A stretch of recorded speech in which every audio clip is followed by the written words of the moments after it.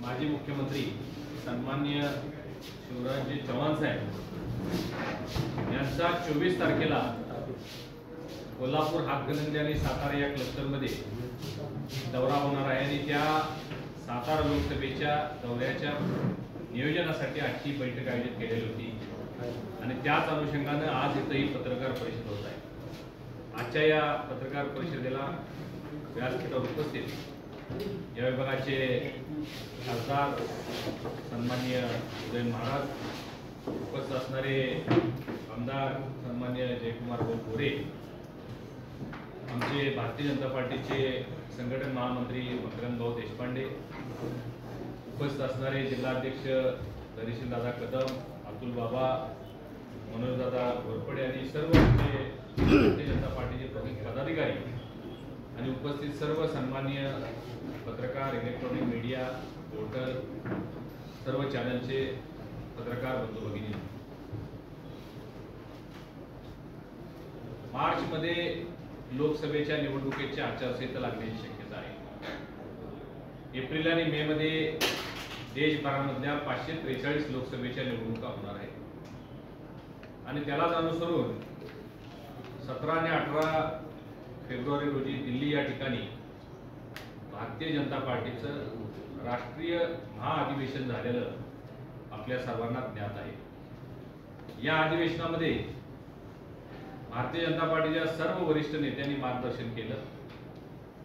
सन्माननीय प्रधानमंत्री महोदयांनी बोलत असताना अब की बार 400 पार हा नारा देशासाठी दिलेला आहे, भारतीय जनता पार्टीच्या सर्व कार्यकर्त्यांसाठी दिलेला आहे। आपल्याला माहिती आहे की लोकसभेमध्ये सध्या भारतीय जनता पार्टीचे 303 खासदार आहेत। या निवडणुकीमध्ये 370चं टार्गेट आणि एनडीए मिळून 400 खासदार निवडून आणायची अशा पद्धतीचा संकल्प या अधिवेशनामध्ये केलेला आहे। या अधिवेशनामध्ये गेल्या 10 वर्षामध्ये मोदी सरकारने केलेली जी कामं होती, मोदी सरकारच्या सर्व योजना, मोदी सरकारने अंत्योदयासाठी केलेली कामं, या सगळ्याची इत्थंभूत माहिती सर्व कार्यकर्त्यांना दिली।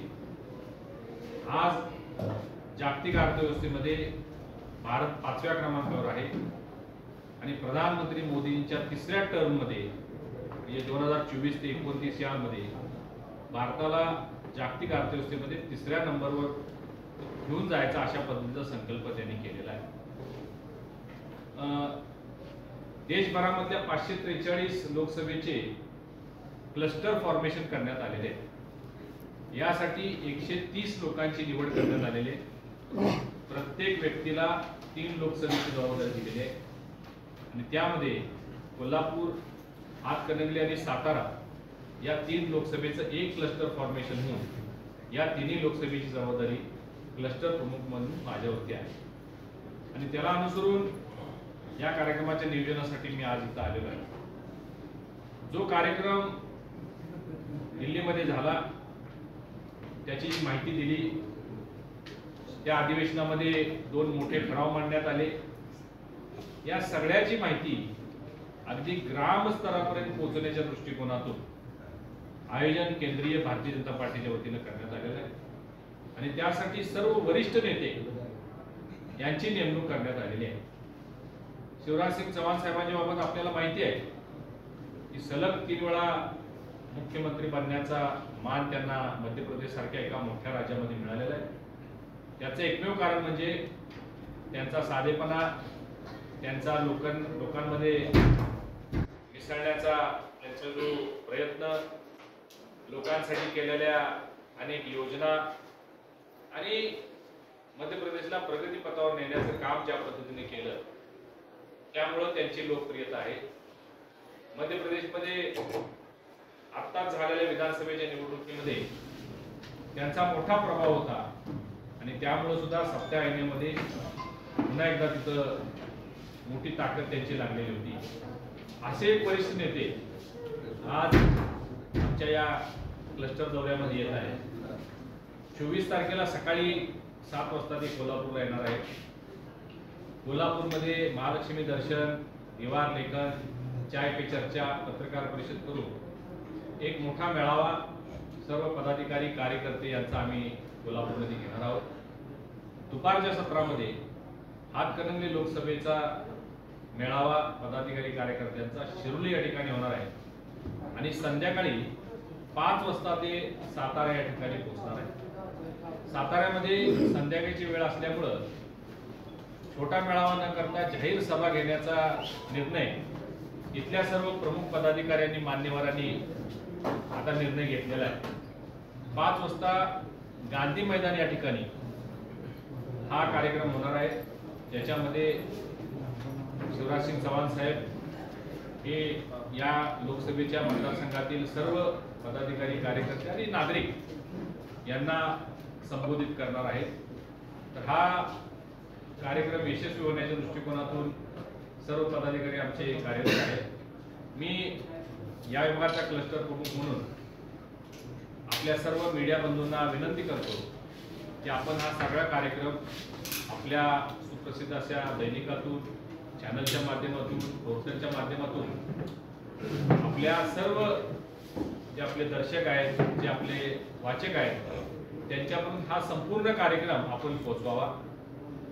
शिवराजसिंग चव्हाण साहेबांचे विचार हे खूप वर्षापासून जे सामाजिक कार्यामध्ये अग्रेसर आहेत, भारतीय जनता पार्टीचे वरिष्ठ नेते आहेत आणि येणाऱ्या निवडणुकीमध्ये 400 खासदार निवडून आणण्याच्या दृष्टिकोनातून त्यांचे जे विचार आहेत ते प्रभावीपणाने इथं मांडतील, तेही आपण लोकांपर्यंत पोहोचवावेत. हा कार्यक्रम यशस्वी होण्यासाठी आपण सर्वांनी सहकार्य करावं. या कार्यक्रमाला मोठ्या संख्येनं लोक यावेत यासाठी आपण सहकार्य करावं. आणि 2-3 गोष्टी यामध्ये अधिकच्या मी जोडू इच्छितो की नुकत्याच झालेल्या लोकसभेच्या राज्यसभेच्या अधिवेशनामध्ये काँग्रेसच्या काळामध्ये, युपीच्या काळामध्ये झालेले जे घोटाळे होते, जो भ्रष्टाचार झाला होता, त्याच्या बाबतीत केंद्र सरकारनं एक व्हाईट पेपर पब्लिश केलेला आहे, श्वेतपत्रिका पब्लिश केलेली आहे. ती श्वेतपत्रिका सभागृहामध्ये उपस्थित केली. आम्ही महाराज सभागृहाचे सदस्य आहोत. यावर एकही कसल्या पद्धतीची चर्चा करण्याचा कुणीही पुढाकार कुठल्याही विरोधी आघाडीने घेतलेला नाही. तुम्ही सगळे साक्षीदार आहात त्याचे. खरं म्हणजे एखादा आरोप केल्यानंतर आपण समोर येऊन सांगितलं पाहिजे की हे आरोप चुकीचे आहेत, हे आरोप बिनबुडाचे आहेत, असं काही घडलं नव्हतं. किंवा त्याची दुसरी बाजू त्यांची जी काय असेल ती खरं म्हणजे विरोधी आघाडीने तिथे येऊन मांडायला पाहिजे होतं. या श्वेतपत्रिकेमध्ये आपण पाहिलं असेल 2G घोटाळा, 3G घोटाळा, चारा घोटाळा, कोळसा घोटाळा, ऑगस्ट वेस्टलँड घोटाळा, हेराल्ड घोटाळा, कॉमनवेल्थ घोटाळा, अनेक घोटाळ्यांची श्रृंखला आहे. हजारो कोटी रुपयाच्या भ्रष्टाचार आकड्यासह प्रसिद्ध करण्यात आले, सभागृहाच्या पटलावर ठेवण्यात आले, परंतु त्याला नाकारण्याचं धारिष्ट विरोधी आघाडीनं कुणीही केलं नाही. याचा अर्थ हे सगळं त्यांना मान्य आहे, हे आरोप त्यांनी स्वीकारलेले आहेत. आणि हेच सभागृहामधलं श्वेतपत्रिका जी आहे ती देशाच्या कानाकोपऱ्यापर्यंत, गावागावामध्ये नागरिकांपर्यंत पोहोचवण्यासाठी सुद्धा हा दौरा आयोजित केलेला आहे. आणि त्याचबरोबर दुसरी बाजू, गेल्या 10 वर्षामध्ये प्रधानमंत्री मोदींच्या नेतृत्वाखाली जी कामं झालेली, सर्वसामान्य लोकांना आधार देण्याचं काम जे त्यांनी केलेलं आहे. गरिबी हटावचा नारा आपण सगळे ऐकत होतो, परंतु प्रत्यक्षात गरिबी का हटत नव्हती.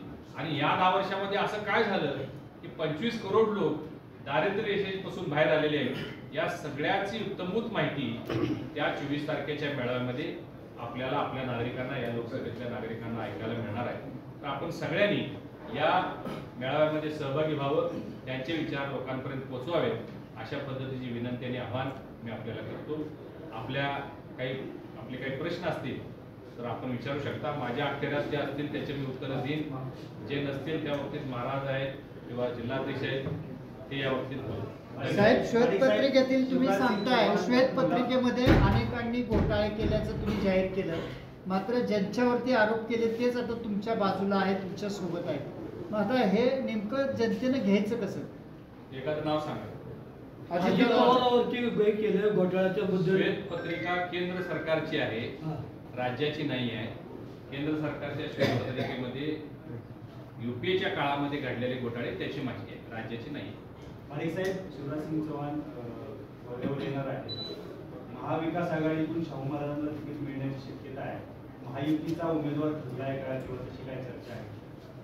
नाही, उमेदवार ठरवण्याची जी प्रक्रिया आहे ही आमचा भारतीय जनता पक्ष हा जगातील सर्वात मोठा पक्ष आहे. अतिशय शिस्तबद्ध पद्धतीनं सिस्टमॅटिक पद्धतीनं ह्या सगळ्या गोष्टी ठरल्या जातात. याला त्रिसूत्री समीकरण आहे. जिल्ह्याचे जे पदाधिकारी आहेत, जे नेते आहेत, त्यांनी काही नावं सुचवायची असतात. प्रदेशमध्ये त्यावर मंथन होतं, त्यांचं एक सर्वेक्षण असतं, त्यातून काही नावं यातली घेतली जातात आणि अंतिम निर्णय जो असतो तो आमचं केंद्रीय पार्लमेंटरी जे बोर्ड आहे त्याच्यामध्ये या सगळ्या गोष्टी ठरतात. या आम्ही कुणीही म्हणून किंवा आमची काही इच्छा असते असं सांगून उमेदवार ठरले जात नाहीत. केंद्रीय पार्लमेंटरी बोर्ड या बाबतीत निर्णय घेतं आणि ते जे निर्णय घेतील तोच निर्णय अंतिम असतो. शिवराज अशी नावं काही पाठवली आहेत का? अजून या बाबतीतली प्रक्रिया सुरू झालेली नाहीये. सगळेच कार्यक्रम आता लागून चालू होते. मुंबईमध्ये आताच मराठा आरक्षणासंदर्भात एक अधिवेशनही झालेलं आहे आणि मला वाटतं या 4-8 दिवसामध्ये या संदर्भात चर्चा सुरू होईल. शिवराजसिंह चौहान दौऱ्यावर आहेत, पण काही पक्षात तुमची नाराजी आहे की काँग्रेसमधून आलेल्या लोकांना डीपीडीसीवर नियुक्ती होती, तेच पदाधिकारी तेच नियोजन सदस्य, मग आम्ही काही सत्तरांचे उचलायचे का? नाही, हे आता हे असलेली वाक्य जी जुनी झालेली आहे ही तुमच्या पदाधिकाऱ्यांचीच वाक्य आहेत. हा पक्ष मोठा आहे. अनेक लोक या पक्षामध्ये आपलं भवितव्याचा विचार करून पक्षामध्ये येतात. प्रत्येकाला आपलं भवितव्य बघायचं असते. आज तुम्ही बघा, देशामध्ये एकमेव पक्ष भारतीय जनता पार्टी पक्ष असा राहिलेला आहे ज्याला काहीतरी फ्युचर दिसतंय. आमदार होणं, खासदार होणं, नगरसेवक होणं यापेक्षा आपण सत्ताधारी पक्षाचा आमदार होणं, सत्ताधारी पक्षाचा खासदार होणं किंवा नगरसेवक होणं हे आता अत्यंत महत्वाचं आहे. कारण आपण ज्या गोष्टीसाठी निवडणूक लढवून आणि निवडून आल्यानंतर जर आपण आपली विकास कामं करू शकलो नाही तर आपण जनतेसमोर जाऊ शकत नाही, ही भावना लोकांची आहे. आणि म्हणून भारतीय जनता पार्टीमध्ये प्रवेश करणाऱ्या लोकांचा ओघ वाढलेला आहे. जुने नवे लोक वेगवेगळ्या पक्षातूनच येणार, ते नवीन नेते तयार व्हायला वेळ लागत असतो. अशा पद्धतीचे लोक प्रवेश करतात. त्यामध्ये थोडेसे मनमोठाव असू शकतो, परंतु आम्ही सगळ्यांना एकत्रित घेऊन आमच्या जिल्ह्यामध्ये सुद्धा झालंय, तसं प्रत्येक जिल्ह्यामध्ये झालेलं आहे. पण याबाबतीत नाराजी व्यक्त करून या पक्षामध्ये भाजपमध्ये एकत्रित घेऊन आम्ही पुढे जाण्याचा आमचा प्रयत्न. भाजपमध्ये पूर्वी भाजपमध्ये हुकूमशाही नव्हती, आता काही लोक हुकूमशाही झाली टीका करते असं म्हणता येत ना. पण तुमचे मूळ भाजपला वॉशिंग मशीन अशी म्हणजे आम्ही आमचा पक्ष सुसंस्कृत आहे, फक्त आम्ही बावनकुळे साहेबांकडेच तक्रार करणार असं जाहीर वक्तव्य त्यांना करणार. अधिकार आहे, लोकशाहीमध्ये ते तक्रार करू शकतात, लोकशाही आहे. पण मी सांगितल्याप्रमाणे आमची भूमिका अशी आहे की आम्ही सर्वांना सोबत घेऊन आम्ही पुढे जातो. भाजपचा संकल्प आहे 400 महागाई वाढली, लोक तुम्हाला साथ देतील का? लसूण 400 झालं, आता काय महागाईच्या एवढा वाढले ह्याच्यासाठी कोण काही प्रयत्न करते का? लसूण 400 रुपये झालाय तर शेतकऱ्याचा फायदा होईल, नुकसान कुणाला होणार नाही. आणि महागाई लसूण हा 8 दिवसासाठी महाग असेल परंतु होईल स्वस्त. महागाई केंद्र सरकारची काय अशी परिवर्तन आहे की नाही किंवा काय महागाई आटोक्यामध्ये आहे, महागाई कंट्रोलमध्ये आहे आणि म्हणूनच आपली अर्थव्यवस्था सुधरत चाललेली आहे, वाढत चाललेली आहे. हे आपल्याला राखत आहे. तुम्ही आता असं म्हटलं रेशनिंगला तुम्ही प्रत्यक्षात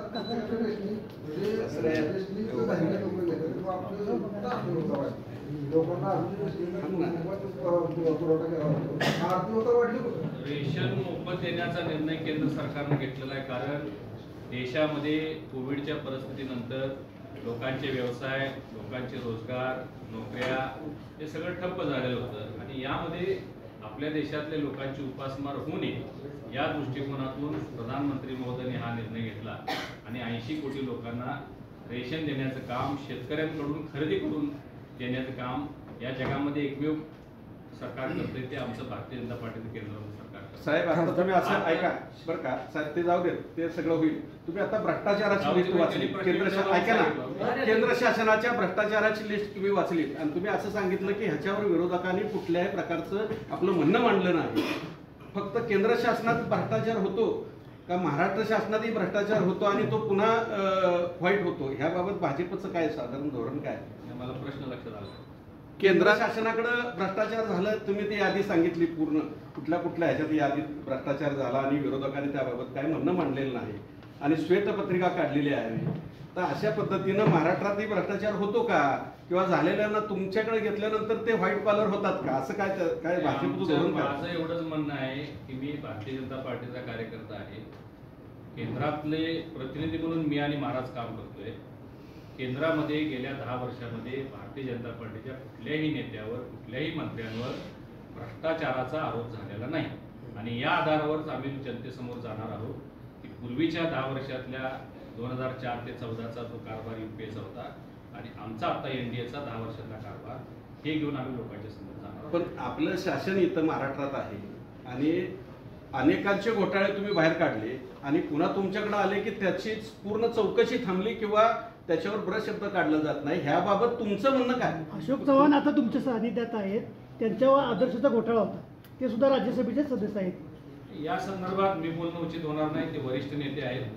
ज्यावेळी राज्यातले कोण वरिष्ठ नेते मंडळी आमची येतील, मंत्री महोदय असतील, उपमुख्यमंत्री महोदय असतील, यांना आपण हा प्रश्न विचारतो ते उत्तर देऊ शकतील. मी याचं उत्तर देण्याला थोडासा 9 वर्ष झालं पंतप्रधानांनी पत्रकार परिषद घेतली नाही, उत्तर कुणाला मागायचं?